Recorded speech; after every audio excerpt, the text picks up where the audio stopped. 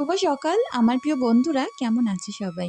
আশা করছি সকলে অনেক বেশি ভালো আছো। আমরাও না বেশ ভালো আছি।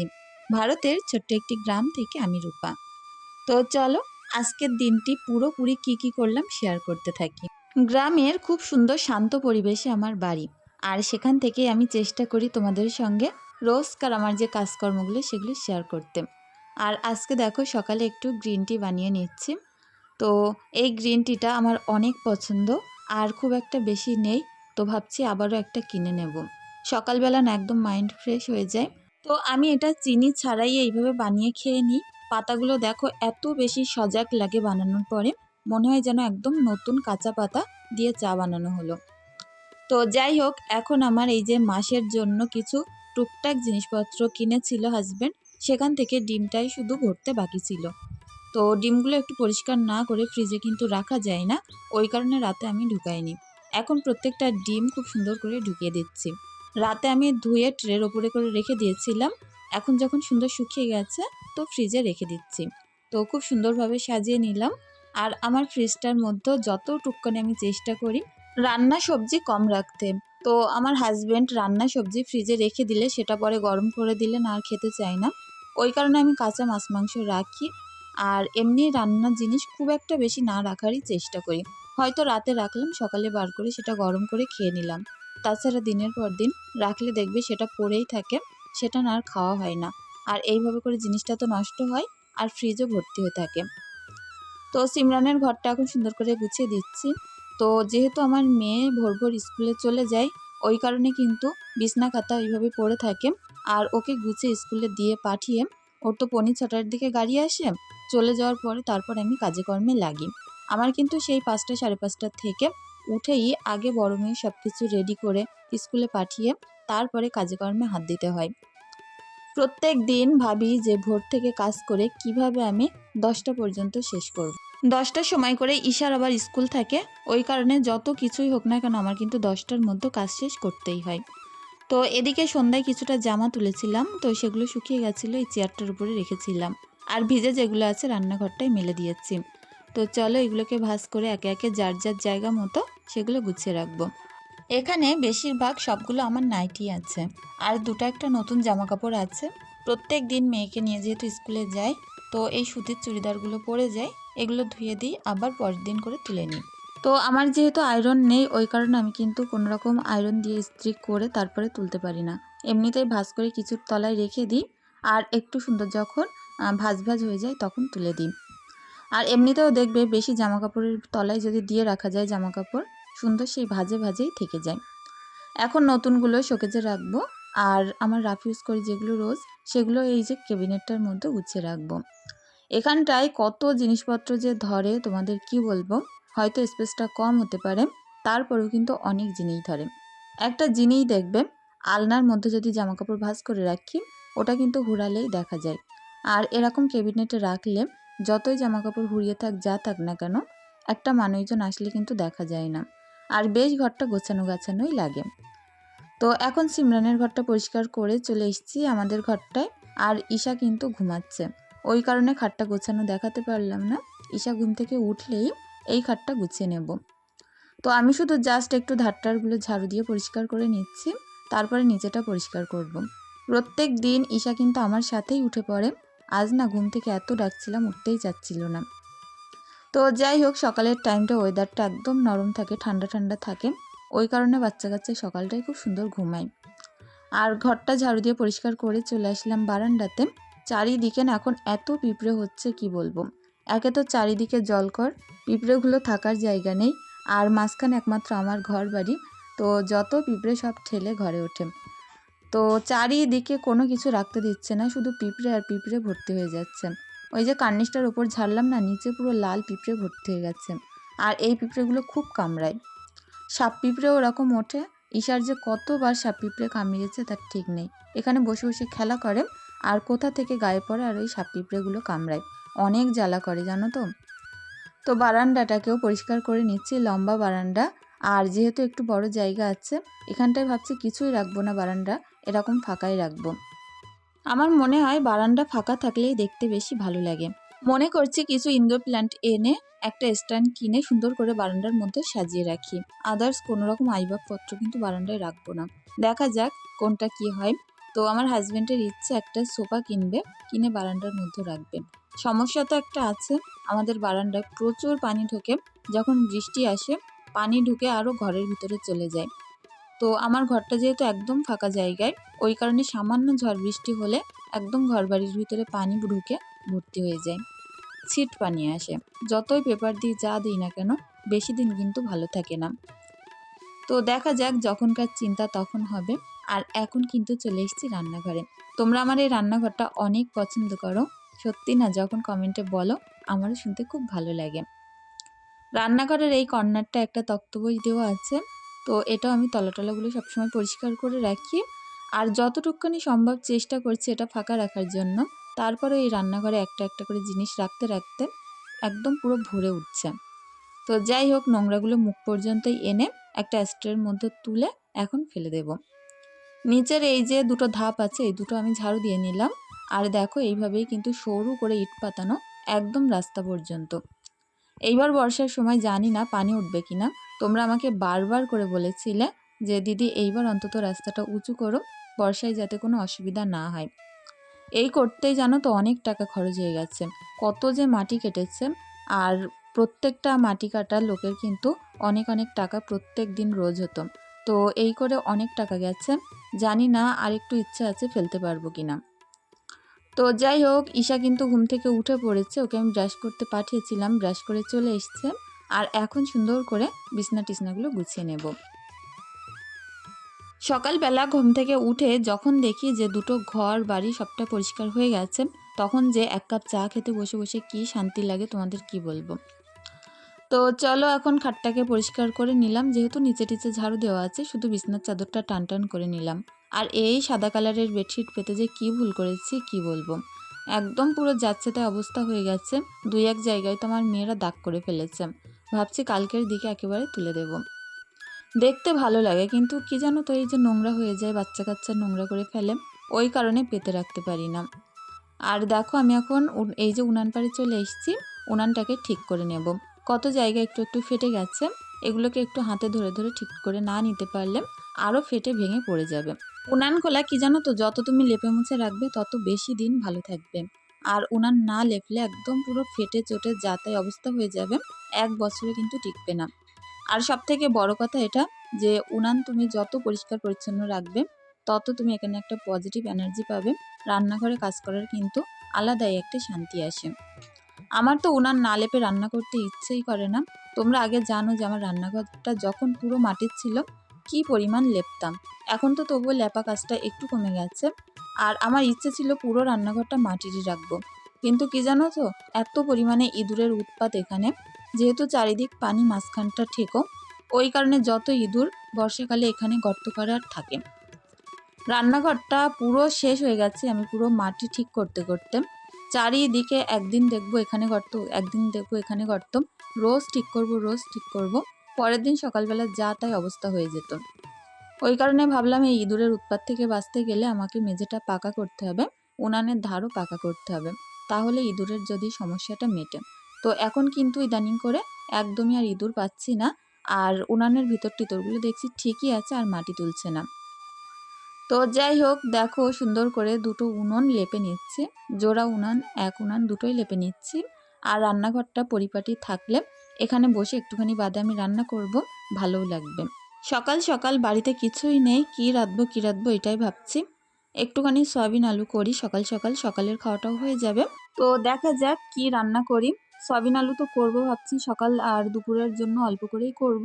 আর যদি মেয়েকে স্কুলে দিয়ে আসার পথে কিছু পাই রাস্তায়, কিনে আনবো সবজি টবজি, সেটাই রাঁধবো।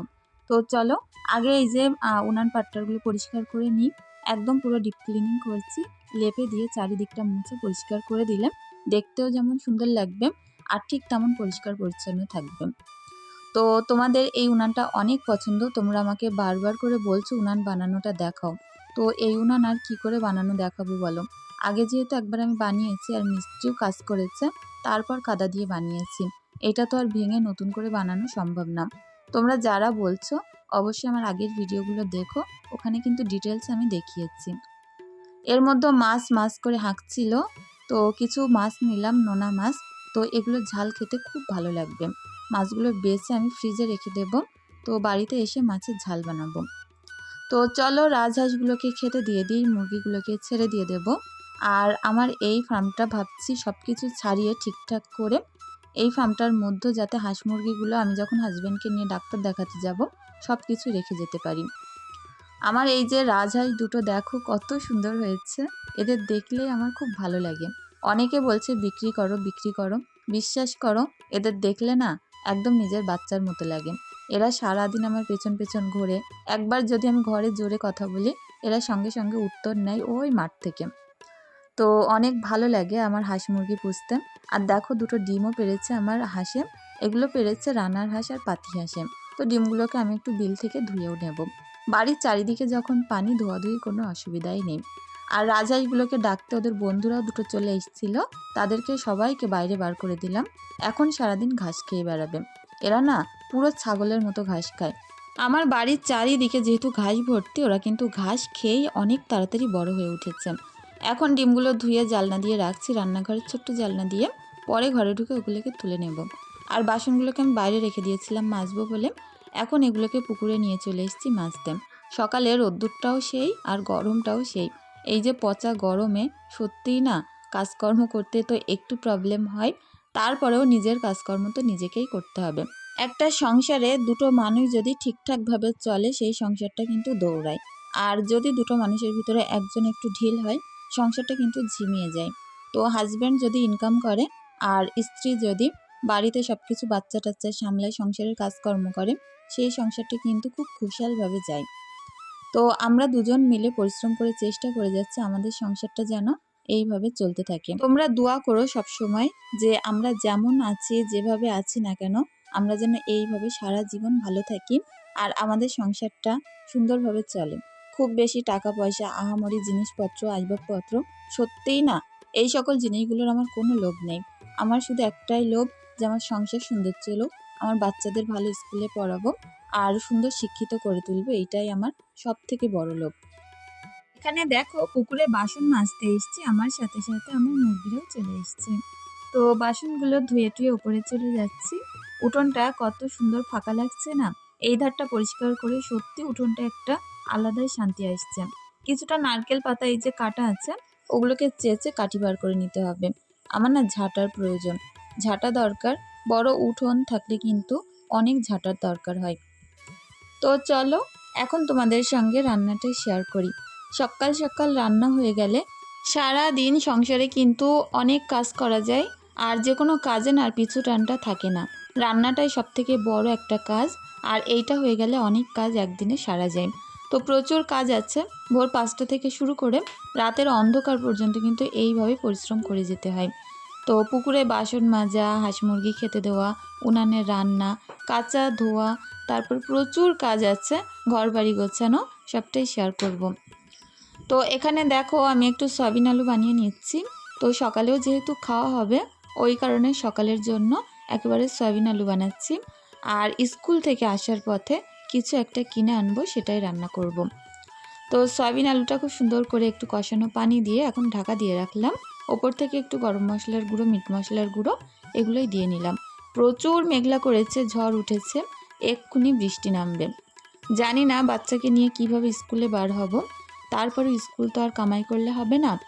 দেখো অন্ধকার হয়ে আসছে আর ওই রকম ঝড়ও উঠেছে। তো চারিদিকে অন্ধকার, তার মধ্যে এই যে রান্নাটা শেয়ার করছি, হয়তো একটু অন্ধকার লাগতে পারে, প্লিজ সকলে মানিয়ে নিও। সয়াবিন আলুটা কিন্তু একটু গলাতে হয়, তাহলেই ঝোলটা একটু গাঢ় হয় আর খেতে ভালো লাগে। তো এদিকে আমি সয়াবিন আলু শেষ করে তারপরে গুছিয়ে গাছিকে মেয়েকে নিয়ে স্কুলে চলে গেছিলাম। আর স্কুল থেকে বাড়ি আসার পথে নিয়ে আসলাম মুরগির ছাল, আর বাড়িতে এসে সেটাই পরিষ্কার করলাম। অনেক দিন জানো তো মুরগির ছাল খাওয়া হয় না, আজ অনেক দিন পরে খাওয়া হবে, বেশ মজা লাগবে। পেঁয়াজটা ভাজা ভাজা করে, কাঁচা লঙ্কা তারপরে আদা রসুন বাটা দিয়ে সুন্দর করে ভাজা ভাজা করে নিয়ে এর মধ্যে মুরগির ছাল পাগুলো তুলে দিলাম। আর আমি কিন্তু আলুটা আগে থাকতেই ভাজা করে রেখেছি। তো চলো নুন, হলুদ, লঙ্কার গুঁড়ো এগুলোকে দিয়ে আরও সুন্দরভাবে একটু ভাজা ভাজা করে নিয়ে তার মধ্যে একটু কষানো পানি দিয়ে ভাজা আলুগুলো তুলে দেব। আর এখানে একটু ধোমাচ্ছিল মাঝে মধ্যে উনান, আর আমি কিন্তু পুরো পাতা দিয়েই রান্না করছি। তো প্রত্যেক দিন দেখবে এক উনানে রান্না করতে কিন্তু অতটাও ভালো লাগে না, একটু ঘুরিয়ে ফিরিয়ে আলাদা আলাদা জায়গায় রান্না করতে খুব ভালো লাগে। তো আমার এই যে উনানটা যেমন দেখতে সুন্দর তেমন কিন্তু এখানে কাঠও অনেক কম লাগে।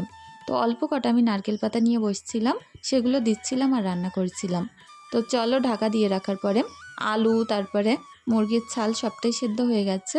আর এইটা না রান্না করতে একদমই সময় লাগে না। এখন খুব সুন্দরভাবে কষিয়ে নিচ্ছি, কত তেল বার হয়েছে দেখো। আমি ভাবছি এই তেলগুলো কি করব। এত তেল না খাওয়াও কিন্তু ঠিক না, আর মুরগির ছাল মানেই তেল থাকবে এরকম।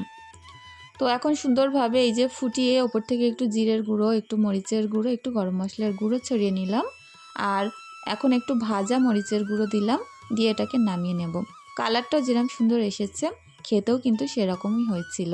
একটা মহামূল্যবান জিনিস আমি কিনেছি, চলো সেটাকেই দেখাই।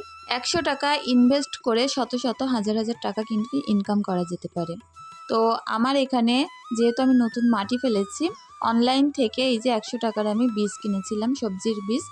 আর এগুলো না এত সুন্দরভাবে প্যাকেজিং ছিল, আর প্রত্যেকটার নাম লেখা ছিল। এখানে টোটাল 46টা বীজ ছিল। তো বলো আমি এবার কোথায় লাগাবো এত বীজ। আমি প্রথমেই দেখে আমি ভাবতে পারিনি যে এত সুন্দর আসতে পারে।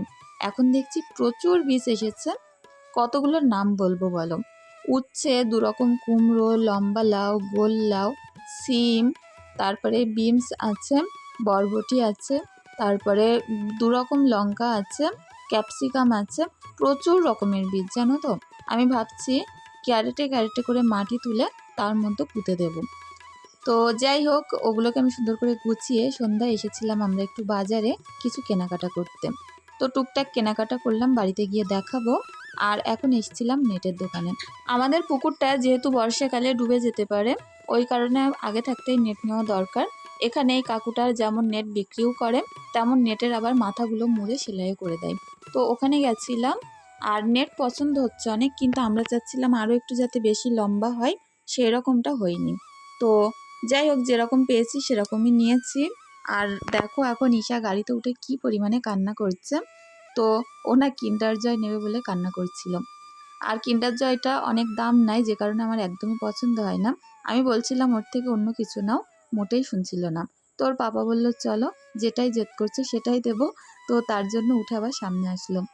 তো এখন এই যে গাড়িটা আমাদের এখানে রেখে, আমাদের হাসনাবাদ বাজারে এখানে রেখে আমি এখানে ভিতরেই বসে আছি।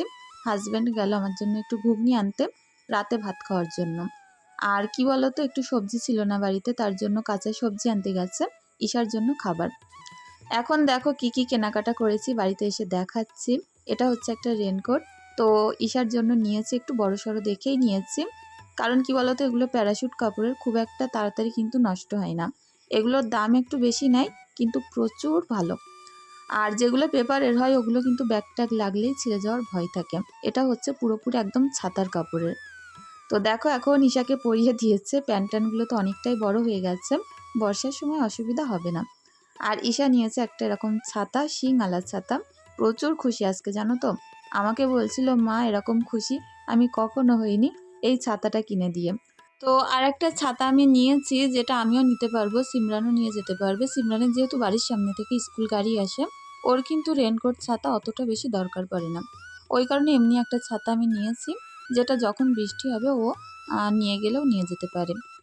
তো চলো এখন রেনকোটটাকে খুলে দিচ্ছিলাম, এত বেশি পটপট পটপট করছিল আমার মেয়ে, এত আনন্দ পেয়েছে কি বলবো। আর এই ছাতাটা আমি নিয়েছি, খুলে দেখাতে পারলে ভালো হতো। ঘরে যেহেতু একদমই জায়গা শর্ট, ওই কারণে দেখাতে পারছি না। কালারটা যেরকম সুন্দর ছিল, জাম কালার, আর ধার দিয়ে কিন্তু প্রচুর ডিজাইনও করা ছিল। আর এখানে একটা গ্রিন টি নিয়েছি। তো আমার আগে একটা ছিল, সেটা খুব ভালো, 100 গ্রাম করে এতে থাকে। আর দেখো এই একটা ফাউন্ডেশন নিয়েছি, সুইস বিউটির ফাউন্ডেশন। আর এই যে টুকটাক কিছু জিনিসপত্র, একটা ফেস ওয়াশ নিয়েছি। তারপরে বাড়ির চা ছিল না, আর এক রকম চা নিয়েছি, যেটা পুরোপুরি একদম লাল টুকটুকে কালার হবে সেই চাটা। সুইস বিউটির এই যে ফাউন্ডেশনটা এত দারুণ, একদম মুখের সঙ্গে পুরো সেট হয়ে যায়। আর এটা না খুব বেশি ব্লেন্ড করার প্রয়োজন পড়ে না, প্রচুর লাইট ওয়েটের। আর দেখো গার্নিয়ারের যে ভিটামিন সি আমি একটা ফেস ওয়াশ ব্যবহার করি, সেটাই এনেছি আর একটা। তো এখন এই যে রাতের জন্য গরম ভাত, আলু সিদ্ধ, ডিম সিদ্ধ, তার সঙ্গে একটু ঘুগনি, এই যে ঘুগনি কিনে আনলাম সেটা দিয়েই ভাত খাওয়া হবে। তো চলো বন্ধুরা, আজকের ভিডিওটি এখানেই শেষ করছি। সকলে অনেক ভালো থেকো।